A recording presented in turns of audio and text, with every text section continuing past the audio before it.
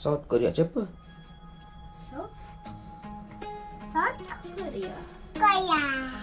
Japan నుంచి మనం ఎక్కడికి వెళ్తున్నాం? మేము సౌత్ ఆఫ్రికా లేదు. అది బాగా చెప్పింది కదా.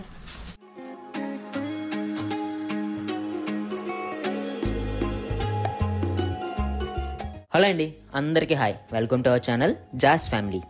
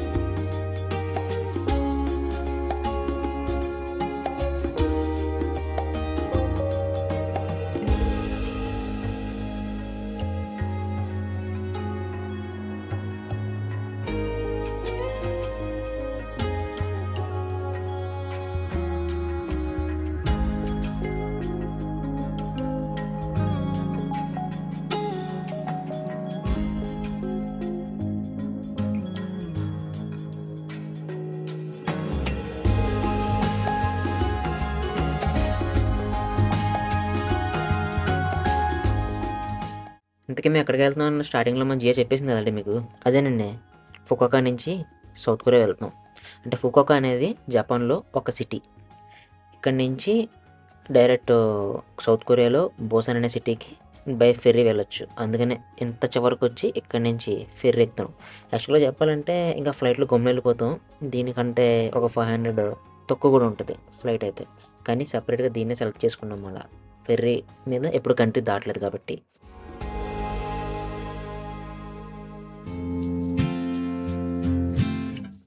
ఎన్ని కాఫీలు వెళ్తే కాఫీలు తాగొచ్చు. మనిషికి ఒక చిన్న గ్లాసు బీర్ ఇస్తాడు. ఫుడ్ అయితే ఏమట్లేదు, వచ్చిన ప్రతి టికెట్కి ఒక ఐస్ క్రీమ్ ఫ్రీ.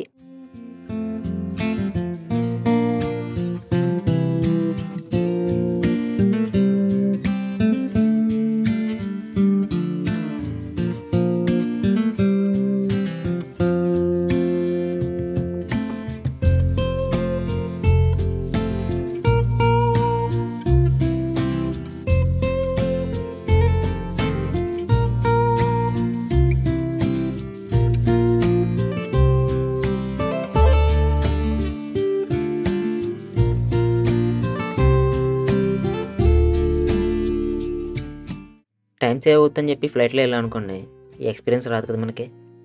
ఆ సముద్రం, ఆ అలలో, ఆ వచ్చే గాలి, ఆ ఫీల్ వేరు.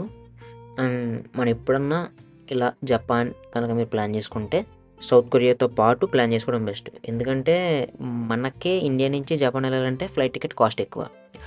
మళ్ళీ ఇండియా వచ్చేసి ఎప్పుడన్నా మళ్ళీ తర్వాత సౌత్ కొరియా ప్లాన్ చేసుకుందాం అంటే జపాన్కి ఎంత ఖర్చు అవుతుందో సౌత్ కొరియా రావడానికి కూడా ఇంజిన్ ఫ్లైట్కి అదే ఖర్చు అవుద్ది.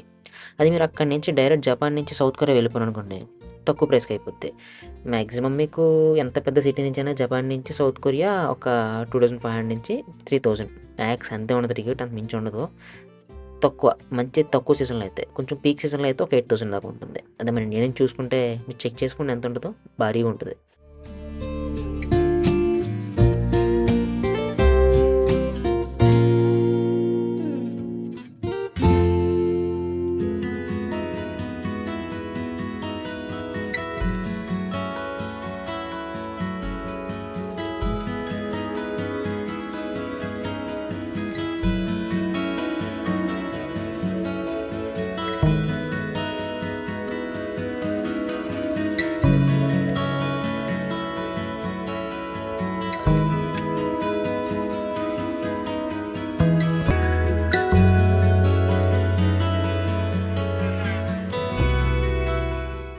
ఇది అంత పెద్ద ఫెర్రీ కాదు, కానీ 4 hours ప్రయాణానికి ఎన్ని అంగులు ఆర్భటాలు చేశాడంటే నిజంగా ఒప్పాడు.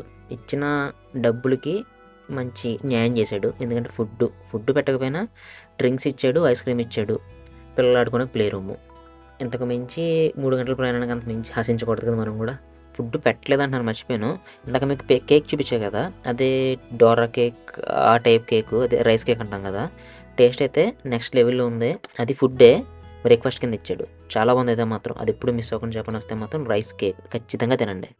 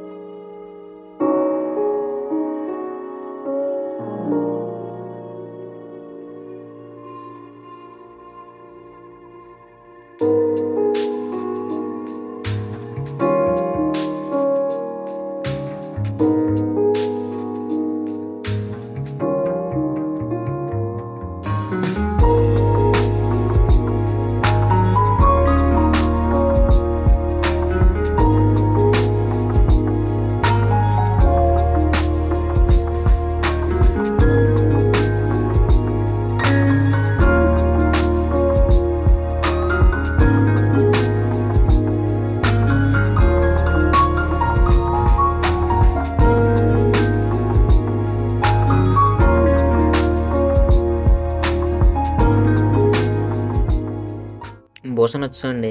ఇక చెప్పడం మర్చిపోయింది. సౌత్ కొరియా, నార్త్ కొరియా కాదు. నార్త్ కొరియా వెళ్ళాలంటే కష్టం. అక్కడికి వెళ్ళాలంటే మనకు రెండు మార్గాలు. ఒకటి రష్యా నుంచి వెళ్ళొచ్చు, 2 చైనా నుంచి వెళ్ళొచ్చు. ఇంక ఏ దేశం నుంచి ఫ్లైట్లు ఉండవు, మీకు బై రోడ్ తీసుకెళ్తుంది. అది కూడా అక్కడ ట్రావెల్ ఏజెంట్స్ ఉంటారు, వాళ్ళ ద్వారా మాత్రమే వెళ్ళాలి. మనం సొంతంగా వెళ్ళడానికి పని అవ్వదు. సొంతంగా వెళ్ళినా కానీ అటు పంపడు.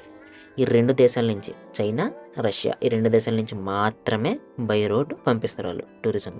సౌత్ కొరియాకి, నార్త్ కొరియాకి గొడవలు, దాని గురించి వీళ్ళ నుంచి వాళ్ళకి, వాళ్ళ నుంచి వీళ్ళకి సంబంధాలు ఉండవు అసలు.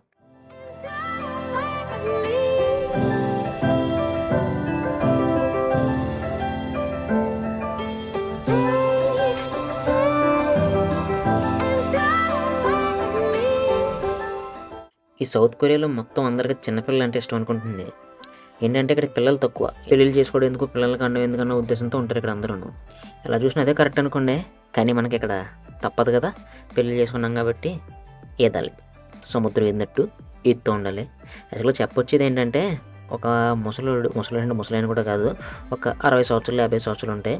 అతను వచ్చి మా దగ్గరికి వచ్చి జియాకి వీళ్ళ డబ్బుల్లో ఒక 1000 రూపాయలకి ఆయనతో, అంటే మన డబ్బుల్లో ఒక 250 రూపాయలు, ఎంతో 200 చిల్లర, మన డబ్బుల్లో 60 రూపాయలు చేతిలో పెట్టి అలా పరిగెట్టుకుంటూ వెళ్ళిపోయాడు. ఒక్కసారిగా మా శీలమ్మ అలా అవాక్కైపోయి చూస్తుంది. ఏంటి పిల్లల్ని తివ్వుడు ఏంటని చెప్పి వెంటనే ఆ స్పాట్లోంచి పరారి మేము. వెంటనే అక్కడి నుంచి వెళ్ళిపోయాం ఆ స్పాట్లోంచి.